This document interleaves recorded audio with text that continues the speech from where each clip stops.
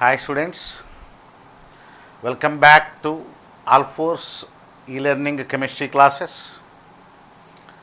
This is session 7 and today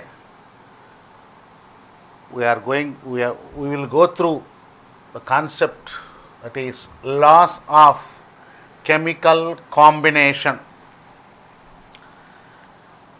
Under this heading we are going to learn about different laws of chemical combination, how the chemicals are going to react with each other and what are the conditions that we have to follow. All these things we are going to discuss in this particular part of stoichiometry, that is laws of chemical combination. The first one is, write down students, law of conservation of mass.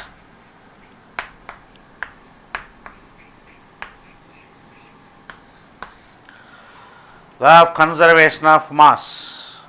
This was proposed by the scientist Lavoisier, who is called as father of modern chemistry. And what exactly this law is? According to him, matter can neither be created nor destroyed. Matter can neither be created nor destroyed. And application of this law coming to our chemistry is, during a chemical reaction, the total mass of reactants that consumed in the reaction should be exactly equal to the total mass of products obtained in that reaction. We can understand this law by taking one simple example here.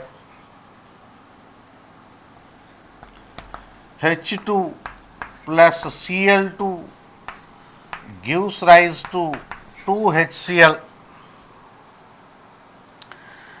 Here, by observing this equation, you can write like this: 1 mole H2 combines with 1 mole Cl2 and forming 2 moles of HCl on complete reaction.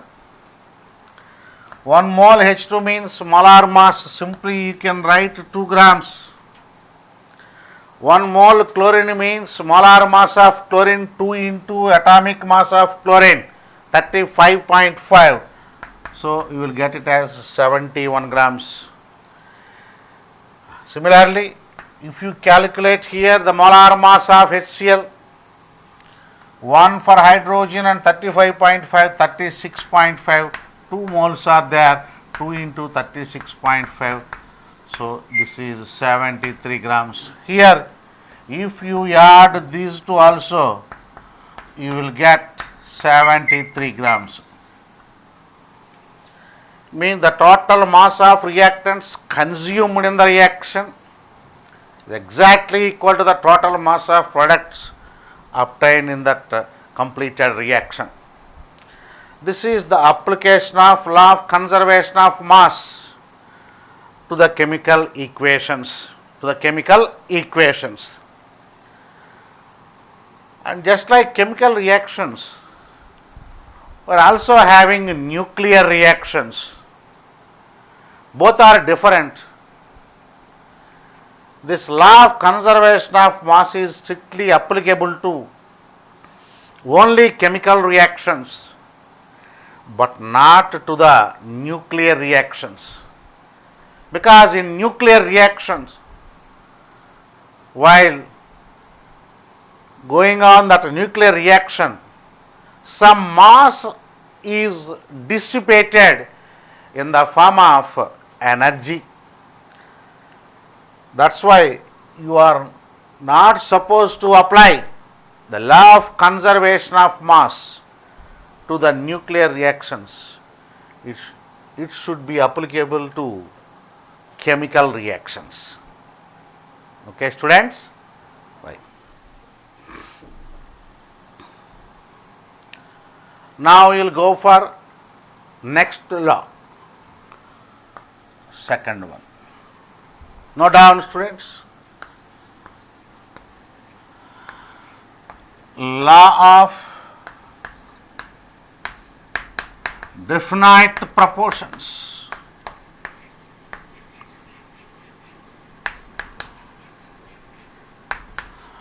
Law of definite proportions,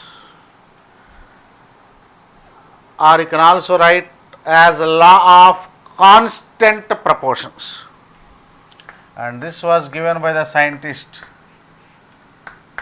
Proust. According to this law,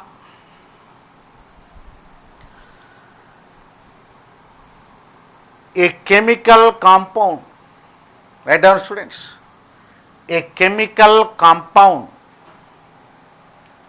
always contains the same elements. A chemical compound always contains the same elements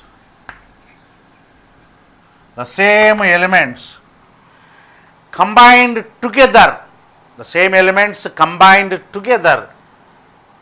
in the same proportions by mass, That is the statement of law of definite proportions. Same elements always combined with fixed mass ratio. That is the meaning. Same elements always combined with fixed mass ratio for a compound, for a particular compound. Let me explain what exactly this law is saying to us. That is important. Okay. See here. Suppose if you take a compound, a chemical compound, carbon dioxide,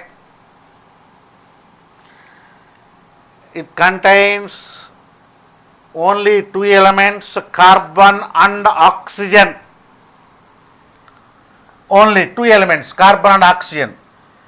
It is available in nature, and the atmospheric air will have, or on reaction with dilute acids over active metal carbonates like sodium carbonate.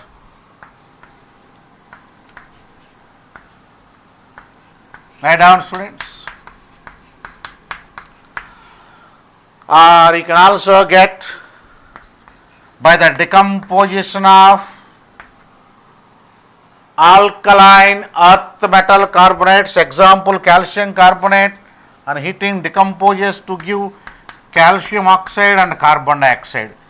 Whatever might be the way of preparation of carbon dioxide, whether it is in the nature or whether it is obtaining from any chemical reaction, whenever, wherever you observe carbon dioxide, its molar mass is 44 grams. Because 12 grams always combined with 2 into 16, 32 grams. Here I am writing 12 grams of carbon always combines with 2 into 16, 32 grams of oxygen always in carbon dioxide. The mass ratio is 12:32. 3 4s are 12, 8 4s are 32. So, in carbon dioxide, the elements carbon and oxygen always combine in the fixed mass ratio, that is 3:8. That ratio should not change at any cost. If that ratio change means you may get some other compound formed from the same two elements, carbon and oxygen. But for carbon dioxide, the composition of the two elements present in this the mass composition is always constant fixed, that is 3:8. Not only for carbon dioxide, for any chemical, the mass composition of respective elements in that particular chemical is always same, that is constant. That is the exact meaning of this law of definite or constant proportions. And here also some of you may get one doubt, sir, simply have taken carbon as 12, oxygen as 16. Carbon has another isotope C14. Oxygen has another isotope, say for O17. Then in such case, and means if carbon has more than one type of isotope, then you are not supposed to write like this. So if the isotopes are involved, then you cannot apply this law as it is. That is the limitation of this law of definite proportions. It is correct only, but it has that limitation. Okay. Okay, students. Now I am going to third law, that is number 3.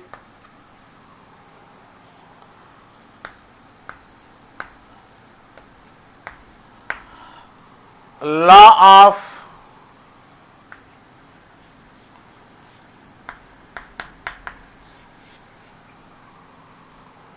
multiple proportions. Write down, students. Law of multiple proportions, given by the scientist, proposed by the scientist Dalton.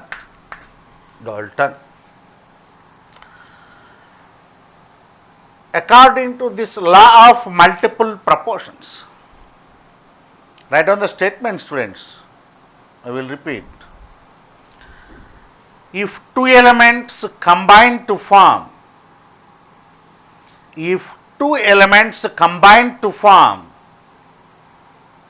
more than one compound,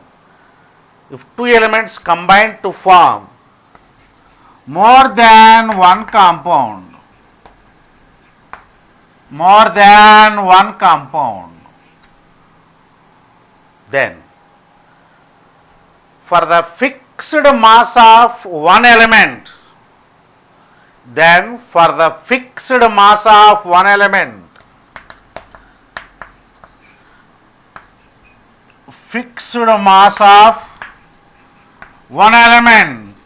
write down, students, fixed mass of one element, the masses of other element combined,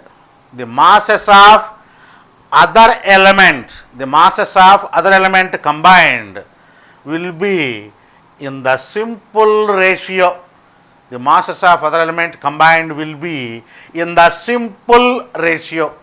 That is the statement given by the scientist Dalton.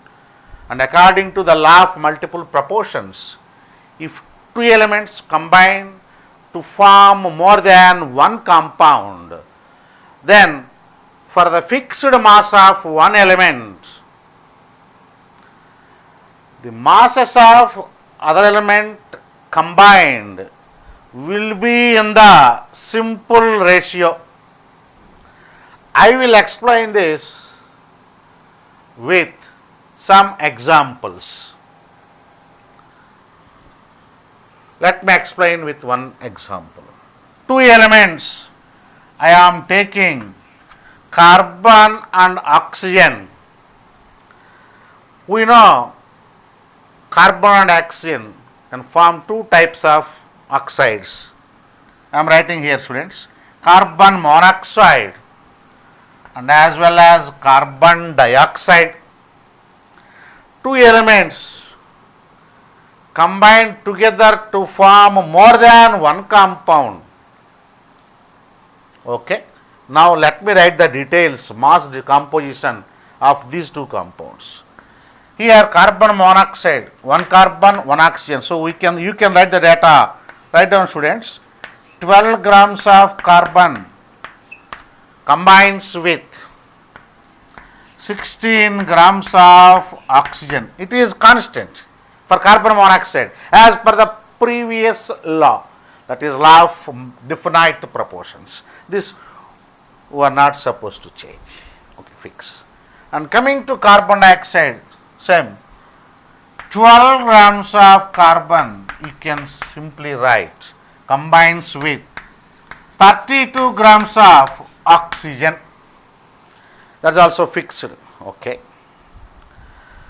Now coming back to this law, if two elements combine to form more than one compound, concentrate, then for the fixed mass of one element, here that is carbon, for the fixed mass of one element,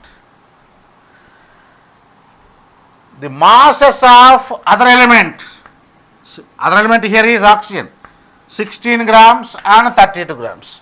The masses of other elements combined will be in the simple ratio. Here the ratio of oxygen combined in these two compounds with carbon is 16:32, that is 1:2 will be in the simple ratio. Okay, students, I will go for another two examples. Here I am giving the next example. N2O, N2O3, N2O4. I am writing the masses of these elements in this compound. 2 nitrogen atom, 2 into 14, you can simply write 28 grams of nitrogen combines with 16 grams of oxygen. Second one, same, 2 into 14, 28 grams of nitrogen combines with 3 into 16, 48 grams of oxygen. Next, third compound is also 28 grams of nitrogen combines with 4 into 16, 64 grams of oxygen. If two elements combine to form more than one compound, here elements are nitrogen and oxygen, combine to form three types of oxides, say for example here. For the fixed mass of one element, 28 grams of nitrogen. The masses of other elements, 16 in the first compound, 48 in the second compound, 64 in the third compound. Combined will be in the simple ratio. Now I am going to calculate ratio. 3 16 is 48. So this is. Please write down, students. Now the next law,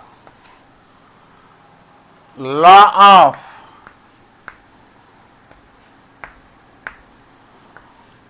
reciprocal proportions. Law of reciprocal proportions given by the scientist Richard. You can also write, instead of reciprocal, you can also write equivalent proportions. Now, before going to this law, both law of definite proportions and law of multiple proportions have a common limitation. If different isotopes of elements are involved, those two laws, that is law of definite proportions and multiple proportions, cannot be applied directly. So, those two laws have limitation, the same limitation, that is those two laws will not be applicable if different isotopes of elements are involved while forming those respective compounds. Okay. Now, we will go for law of reciprocal proportions. Here, three elements are going to involve here. In the previous two laws, only two elements are involved, but here involvement of three elements. Anyway, I will write down the law, and you please better to write down. This law is very important. Write down along with me. If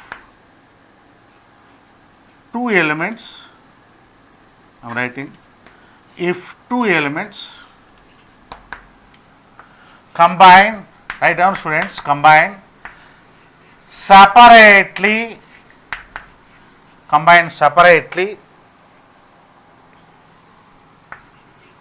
with a third element,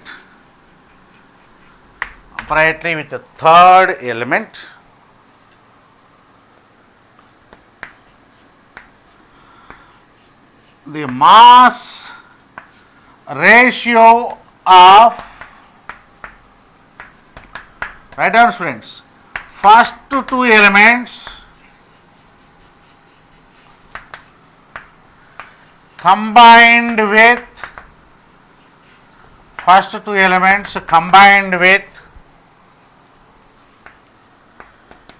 a fixed mass of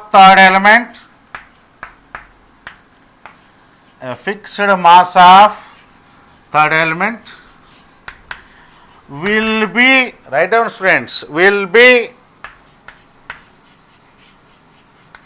equal to or in the simple ratio to the mass ratio of, write down students, mass ratio of first two elements,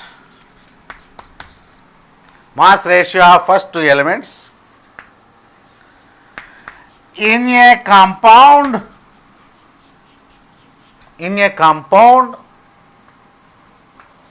formed by their direct combination.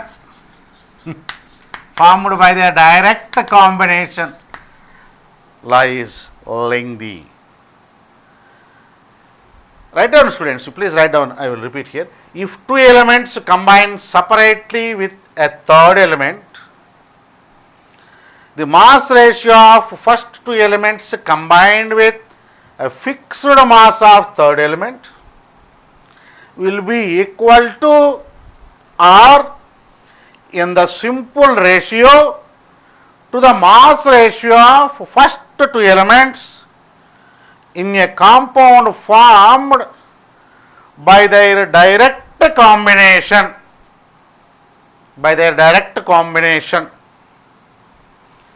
This is the statement of this law, but I will explain to you how this is going to be applied. That will be very easy. Okay. Hydrogen, sodium, chlorine. Hydrogen, sodium, chlorine.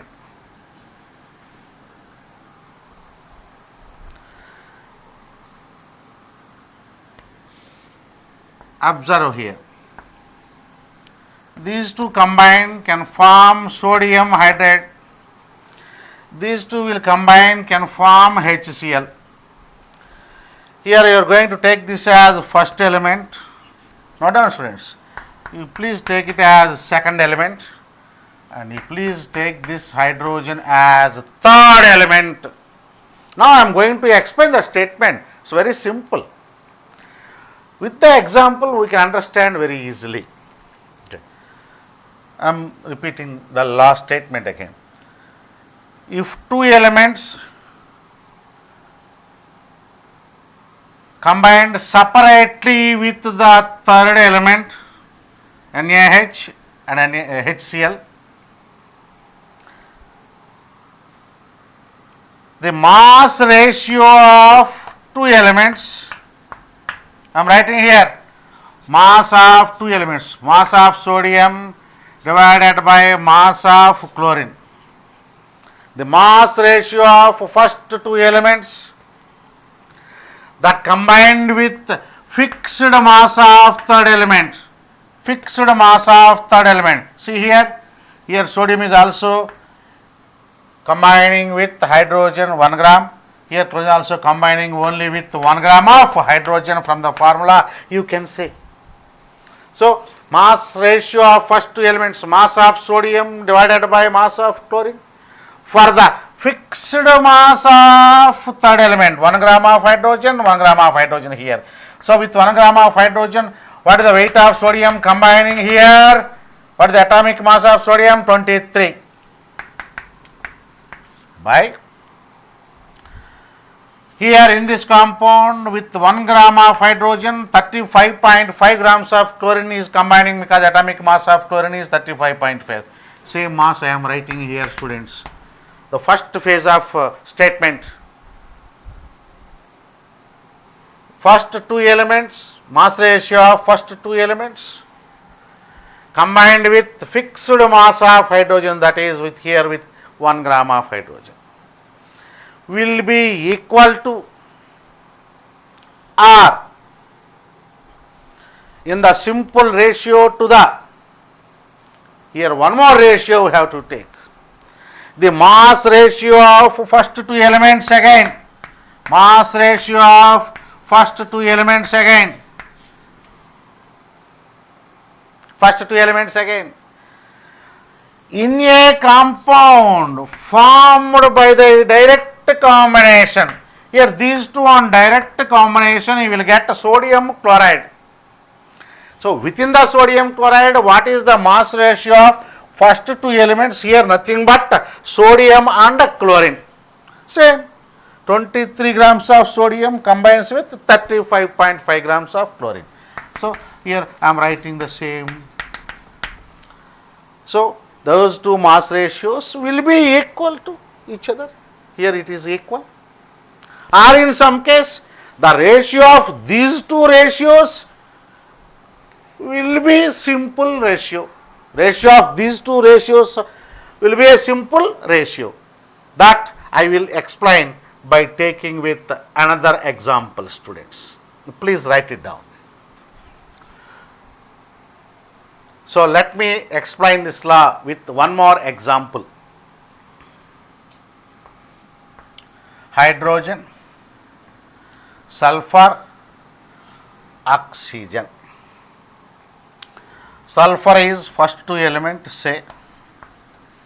Second element is oxygen. And the third element here is hydrogen. These two will combine to form a compound H2S.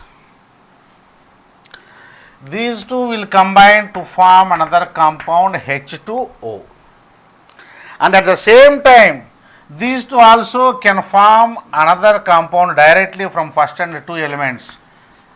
Sulfur dioxide, say for example. Sulfur dioxide. Okay. Here I am writing in detail. 2 grams of hydrogen combines with atomic mass of sulfur, 32 grams of sulfur. Write down, students. Here in H2O also, 2 grams of hydrogen combines with 16 grams of oxygen. I am repeating the last statement here. If two elements combined separately with the third element to form compounds, the mass ratio of those two elements, that is first and second elements, which combined with the fixed mass of third element, here is 2 grams. Now I am writing mass ratio of sulfur and oxygen. Mass of sulfur divided by mass of oxygen is equal to mass of sulfur with 2 grams of hydrogen, 32. Mass of oxygen with the same 2 grams of hydrogen, that is 16. Here it is 2 by 1. And here again, in this compound, it is formed directly from again first and second elements. Now mass ratio of sulfur and oxygen in this compound formed by the direct combination, I am writing here mass of sulfur by mass of oxygen in sulfur dioxide. Sulfur again same 32 grams atomic mass. Here 2 oxygens are there, 2 into 16, 32 grams. This is 1. Here the ratio is not same, but ratio of these two ratios, that is 2, this is 1. Again the ratio of these two ratios, it becomes 2:1. That's what exactly I have explained you in the form of statement of law of reciprocal proportions. I will repeat once again. If two elements combine separately with the third element, the mass ratio of first two elements that combined with fixed mass of third element will be equal to, or in the simple ratio will be equal to, or in the simple ratio to the mass ratio of first and second elements in a compound formed by their direct combination. So here first ratio I got it as 2:1, second ratio 1, 1:1. That's ratio of two ratios is 2:1. Again a simple ratio, that is detailed explanation of this law of reciprocal proportions. Students, the next law is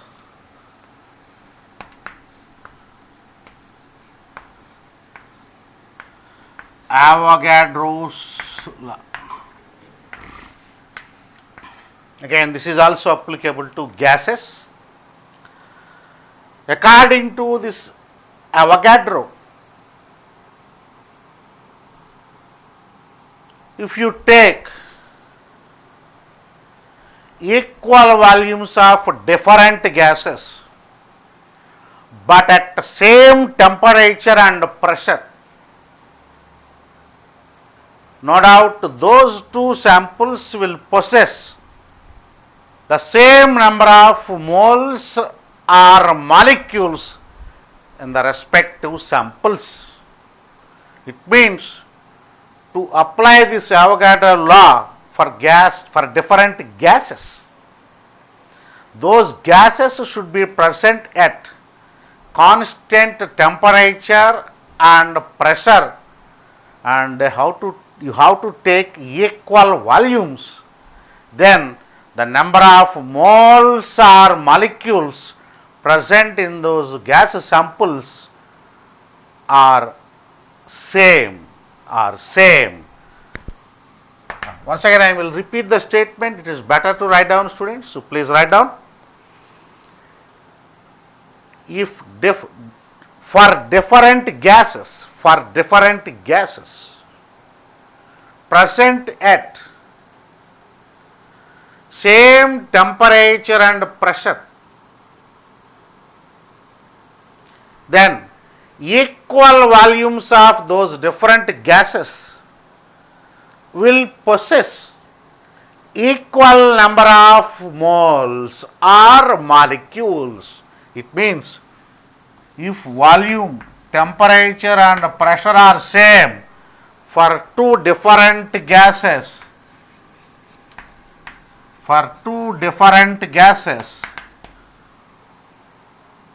that is for gas 1 and gas 2 say, then the number of molecules in gas 1 and gas 2 is also same. If it contains 10 molecules, that also should possess 10 molecules. If it contains 1 mole, that also should possess 1 mole. So, equal volumes of different gases measured under similar conditions of temperature and pressure will contain the same number of moles or molecules. Students, let me go through the next law, that is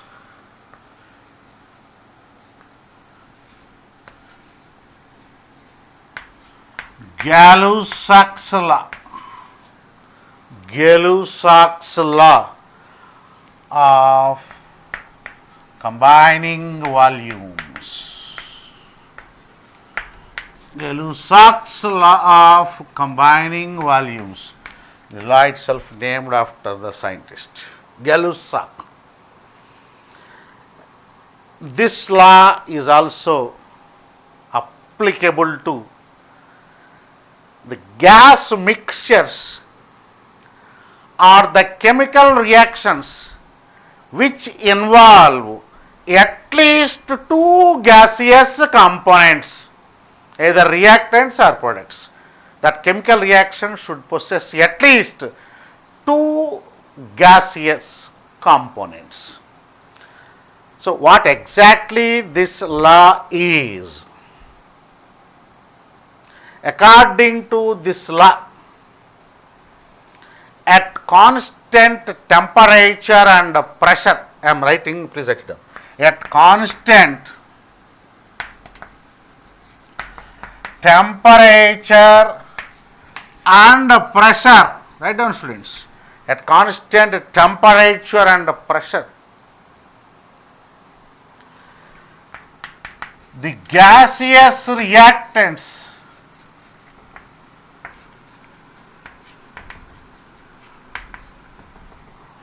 reacted and the gaseous products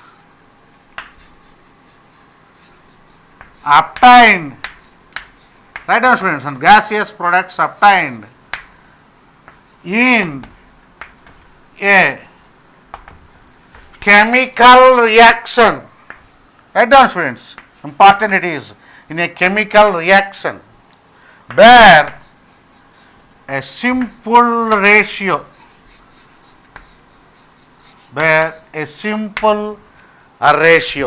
that is the statement of law of combining volumes.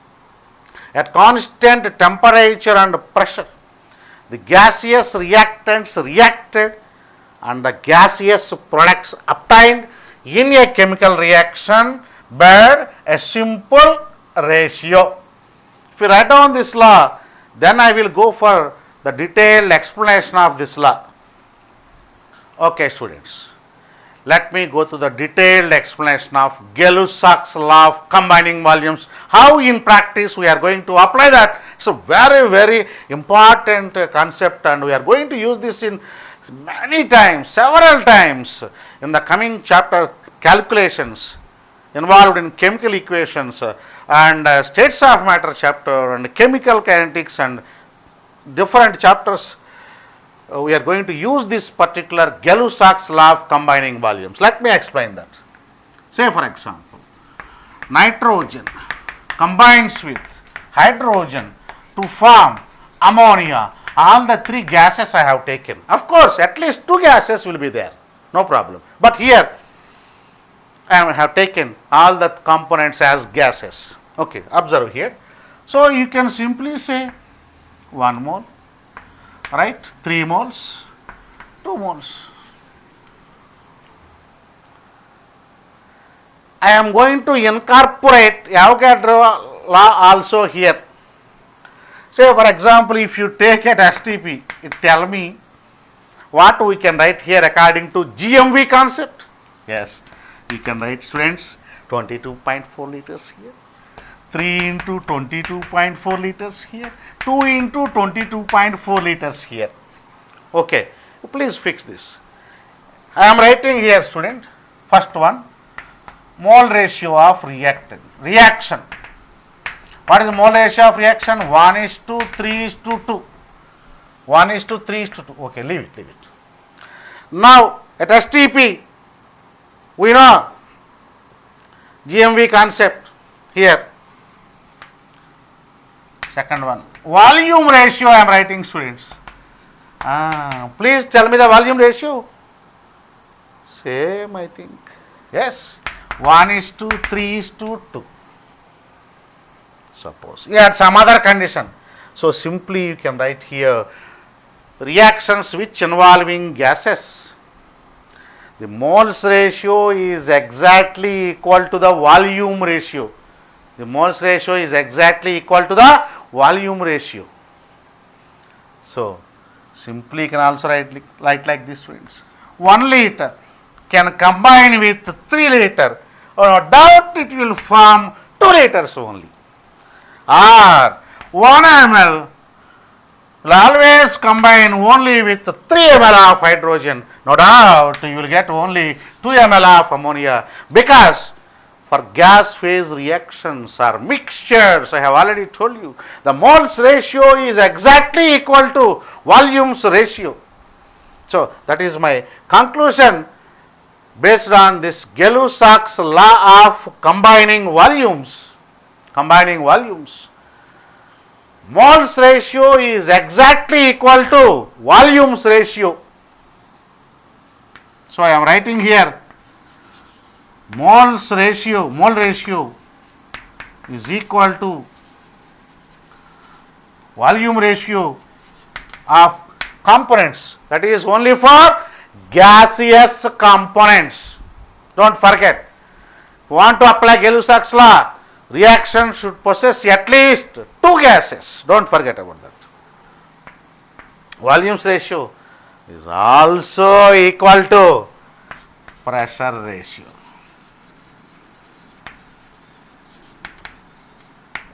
Of those particular components. This pressure ratio application we will get in another physical chemistry chapter, that is states of matter. As of now, in this chapter, we are going to apply this particular moles ratio is equal to volumes ratio. After completion of this chapter, if you go for next one, the same sequence that also obey that pressure ratio, provided the reaction carried out at constant temperature. So, dear students, I am going to conclude this session